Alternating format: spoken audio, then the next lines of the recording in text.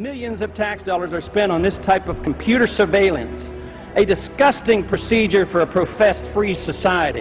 They're overstepping the bound. Just the other day, they walked into somebody's house. They suspected he was a drug dealer. He was using his automatic selector, and then police marched in, and they said it looked like a gun after they killed the man. In America! Is that what America's all about? I'd say no. We want privacy. Less government for individual liberty, get the government off our backs, a more sensible foreign policy. I'm very disappointed that so far in this Congress we have not yet seen any sincere effort to cut any spending. There's something wrong here that could and should be adjusted with decreased spending, not raising taxes, and not further robbing the Social Security Trust Fund. The more we threat, the more we intimidate, the more we want to bomb people, the more we're leading into another fiasco like Vietnam. We trade with Vietnam now. That's a much better way than trying to impose our will on Vietnam by going over there and dropping bombs. So I would say that this just points out again that we have a very, very poor foreign policy in the Middle East. I wish the Congress would address the unconstitutionality of presidents waging war. That, to me, is a lot more serious than Monica Lewinsky, let me tell you. The corporations are in bed with the government. Peace and harmony can never be achieved by bombs and intimidation. Mr. Speaker, over the last 3 to 4 years, I've come to the floor on numerous occasions trying to sound a warning about both our foreign policy and our monetary policy. The cause is the Federal Reserve. The cause is the problem is the Federal Reserve has been granted authority that is unconstitutional to go and counterfeit money. And until we recognize that and deal with that, we will continue to have financial problems. The Federal Reserve credit created during the last 8 months has not stimulated economic growth in technology or the industrial section, but a lot of it ended up in the expanding real estate bubble. This too will burst, as all bubbles do. During the next decade, the American people will become poorer and less free.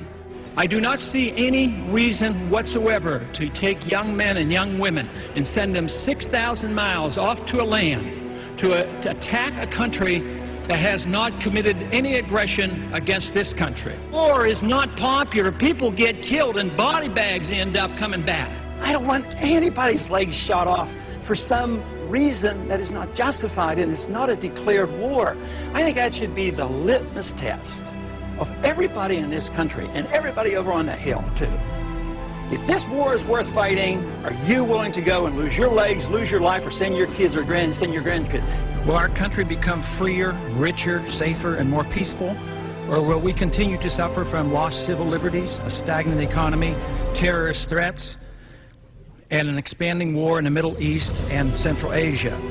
Is it not possible that George Washington's admonition to avoid entangling alliances is sound advice even today? Both candidates supported the war in Iraq and the continuation of it.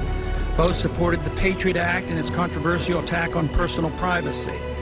The true patriot will repeal the Patriot Act, is what they will do. Both candidates supported increased spending in almost all categories.